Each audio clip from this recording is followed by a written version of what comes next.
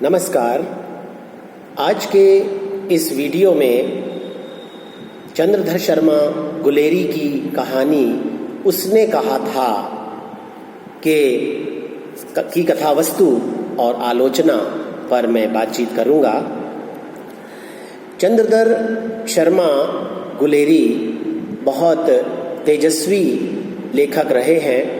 कहानीकार के रूप में उन्होंने बहुत प्रसिद्ध कहानियाँ हमारे हिंदी जगत को प्रदान की हैं। विभिन्न सामाजिक, पुरातत्व, दार्शनिक, साहित्यिक विषयों पर इन्होंने बहुत से निबंध भी लिखे हैं और वे प्रकाशित भी हुए हैं। पुरानी हिंदी शीर्षक निबंध का तो ऐतिहासिक महत्व है, यह हम सभी जानते हैं। गुलेरी जी ने जयपुर से प्रकाशित समालोचक नाम का एक पत्र भी संपादित किया था। हिंदी की विभिन्न विधाओं में लेखन करके सामयिक विषयों पर अपनी समीक्षात्मक लेखनी से उन्होंने सदैव अपने पाठकों को और सहृदयों को प्रभावित किया है। गुलेरी जी की प्रसिद्ध कहानियों में 3 कहानियां प्रमुख हैं: सुखमय जीवन, बुद्धू का कांटा और उसने कहा था। शोध विद्वान के रूप में भी गुलेरी जी का हिंदी साहित्य में एक बहुत महत्वपूर्ण स्थान है। जहाँ तक बात है उसने कहा था कहानी की, तो यह कहानी हम देखते हैं कि आज के प्रेमी प्रेमिकाओं की भांति कोई प्रेम सप्ताह नहीं मनाती, न ही कोई प्रेम दिवस मानती है और न ही गुलाब के पुष्पों के आदान प्रदान करने, एक दूसरे से बड़े बड़े वादे करने की बात करती है।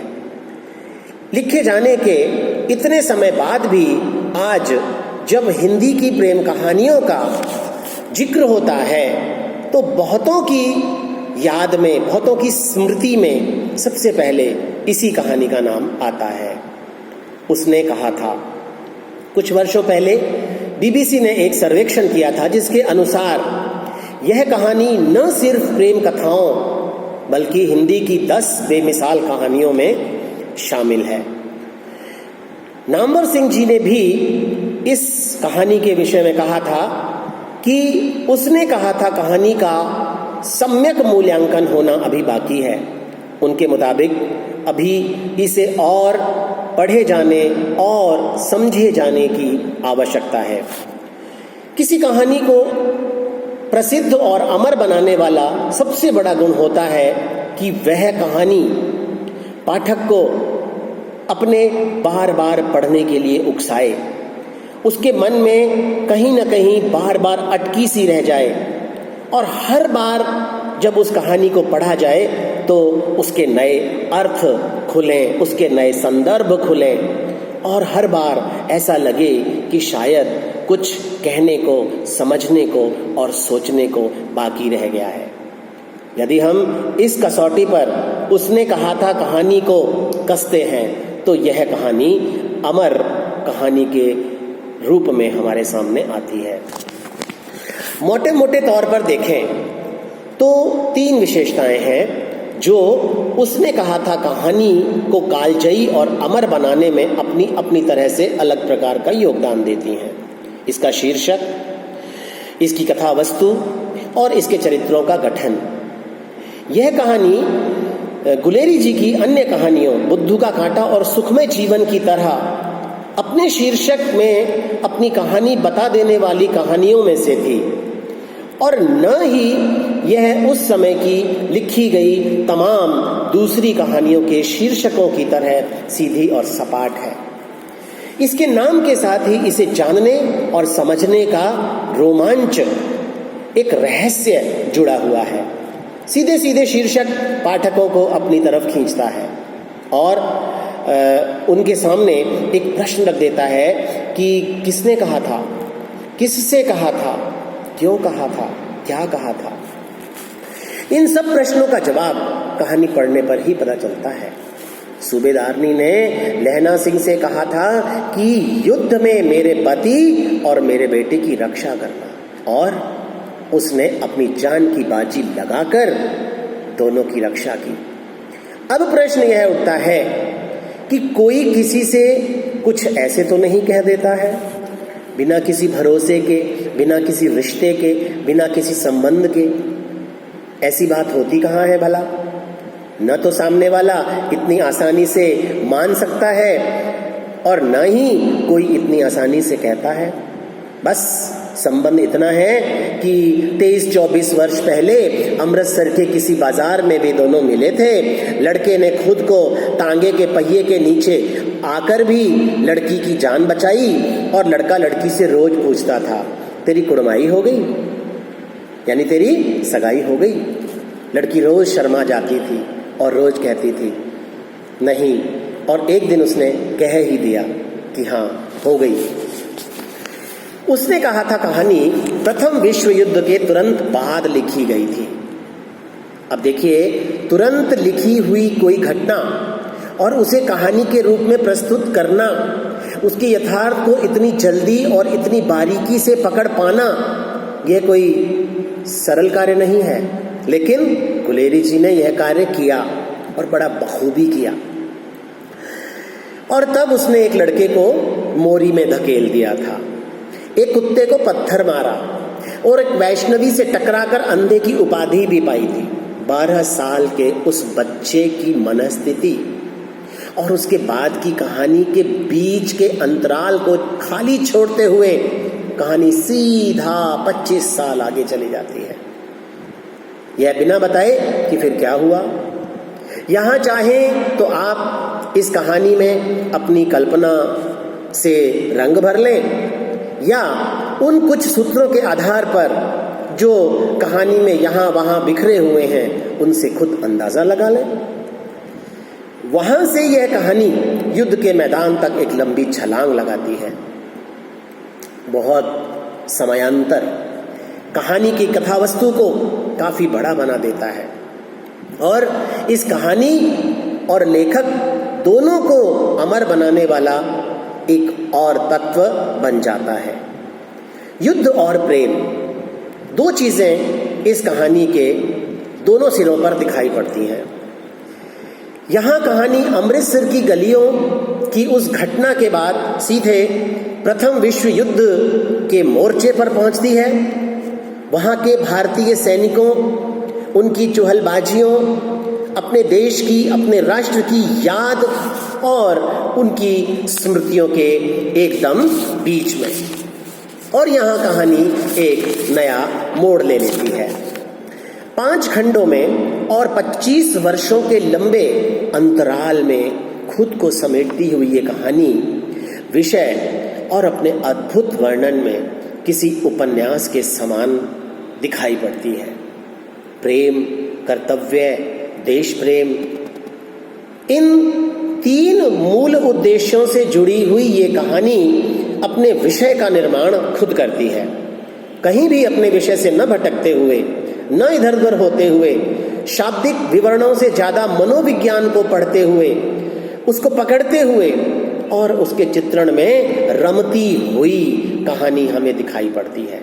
सोचकर देखें तो प्रेम, कर्तव्य और देश प्रेम एक ही सिक्के के अलग अलग पहलू दिखाई पड़ते हैं। सबके मूल में तो प्रेम ही विद्यमान है। कर्तव्य भी तो प्रेम का ही एक रूप होता है और देश प्रेम भी तो बड़े और बड़े वृहद अर्थों में प्रेम ही है। इसलिए इस कहानी के हर अर्थ में प्रेम ही प्रेम है। और यदि हम यह कहें कि यह प्रेम कहानी है तो कोई अतिशयोक्ति नहीं है। उसने कहा था प्रथम विश्व युद्ध के तुरंत बाद लिखी गई, तुरंत घटना को कहानी के रूप में ढाल देना। इस कहानी में प्रेम से भी ज्यादा युद्ध का वर्णन और युद्ध का माहौल है। यह बताने की खातिर कि युद्ध हमेशा प्रेम को नष्ट कर देता है, प्रेम को खत्म कर देता है। लहना सिंह का एक छोटा सा सपना है और वो सपना है कि नदी के किनारे अपने गांव में आम के पेड़ के तले भाई की गोद में वह प्राण त्यागे। लेकिन वह मरता है, प्राण त्यागता है एक अनजान देश में अपनी प्रेमिका के वचन की रक्षा करते हुए वह सूबेदारनी के सुहाग और उसके बच्चे को तो बचा लेता है, पर अपनी पत्नी को और अपने बच्चे को अनाथ कर जाता है। अब हम बात करते हैं चरित्रों की। लहना का चरित्र, लहना सिंह का चरित्र एक ऐसा विशिष्ट चरित्र है कहानी में जिसमें कई सारी विशेषताएं हैं, और नायकत्व की बात करें तो नायकत्व वहां कूट कूट कर भरा गया है। वह अपने भाई को चाहता है, अपने देश को बहुत प्रेम करता है, बेटा है जिससे उसको बहुत लगाव है, गांव है जो उसकी रगों में दौड़ता है, और प्रेम तो उसकी जिंदगी में, उसके जीवन में हर द्वंद्व और दुविधाओं से भी बहुत ऊपर, जीवन और मृत्यु का सबब है। 12 वर्ष की छोटी सी अवस्था में, छोटी सी अल्पायु में एक नन्ही सी बालिका जो कि बाद में सूबेदारनी के रूप में हमारे सामने आती है, उसे बचाने के लिए वो अपनी जान पर खेल जाता है और 37 साल की उम्र में अपने परिवार, अपने सपनों, किसी की भी परवाह न करते हुए उसको दिए हुए वचन की रक्षा करते हुए उसके घायल बेटे को और उसके पति के साथ घर भेजते हुए खुद के लिए मृत्यु का वरण करता है, खुद शहीद हो जाता है। और तो और वह जर्मन सैनिक को अपनी बातों में लाकर और फंसाकर मार भी डालता है, यानी वो बुद्धिमान भी है। इस कहानी के प्रसिद्ध होने का एक कारण ये भी है कि हर स्त्री कहीं न कहीं मन में एक ऐसा ही प्रेमी चाहती है, और हर पुरुष की कल्पना में अपने प्रेम के दिनों का एक ऐसा ही रूप भी होता है। लेखक ने नायकों के तमाम गुणों को मिलाकर उन्हें ठूस ठूस कर भर कर लहना सिंह की सृष्टि की है। लहना सिंह का चरित्र ऐसे ही उभर कर सामने नहीं आया। उसके चरित्र के हर पक्ष में कर्तव्य, प्रेम, देश प्रेम, इन 3 बिंदुओं के बीच बड़ी सहज भाषा में गुलेरी जी ने इस चरित्र की रचना की है। ढेर सारे किरदारों के बावजूद इस कहानी में देखा जाए तो 3 ही पात्र प्रमुख हैं, लहना सिंह, सूबेदारनी और फिर वजीर सिंह। बोधा बच्चा है, सूबेदार के पुत्र मोह में कमजोर, सो बेटे को लेकर रणभूमि से घर लौट जाता है। हालांकि लहना की भी एक पत्नी है, पर उसका कोई जिक्र इस कहानी में नहीं मिलता। लहना के मरते समय भी वह उसकी स्मृतियों में कहीं नहीं आती है तो उसकी बचपन की प्रेमिका, अमृतसर की गली वाली वो छोटी सी बच्ची। वह पत्नी के गोद में मरने की बात भी नहीं करता, भाई की गोद में मरना चाहता है।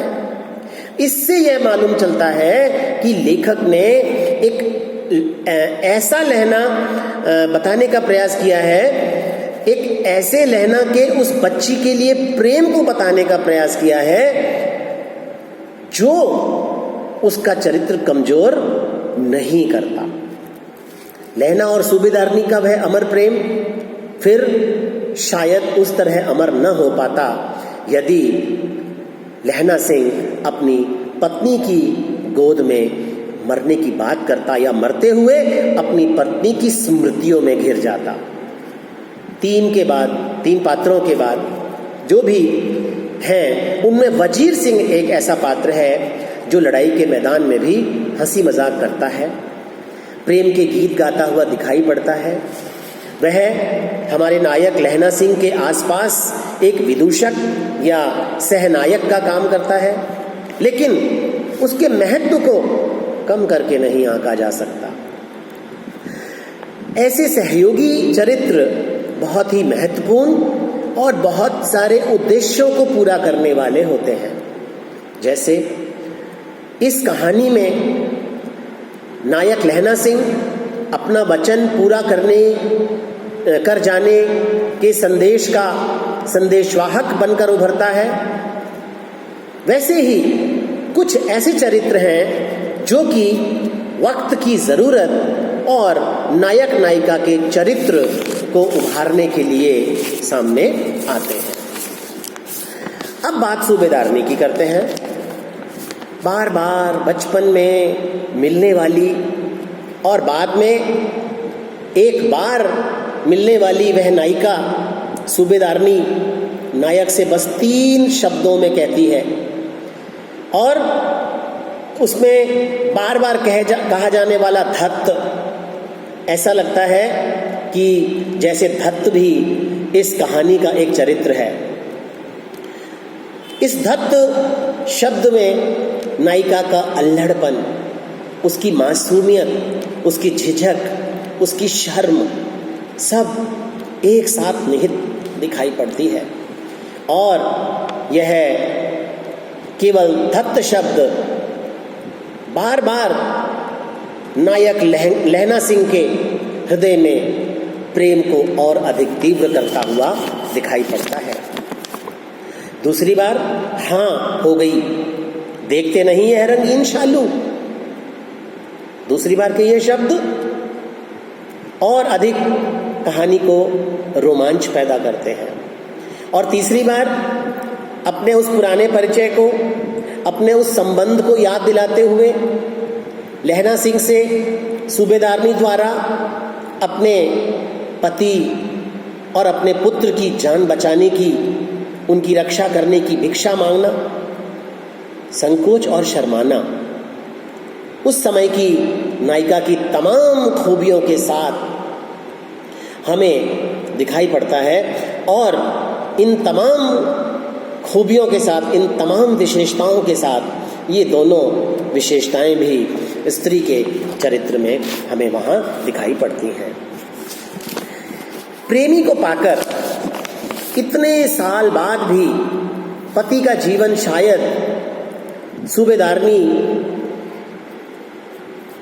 को उतना महत्वपूर्ण न लगता हो, पर आदर्शों के सांचे में ढली इस कहानी से में ऐसा नहीं होता।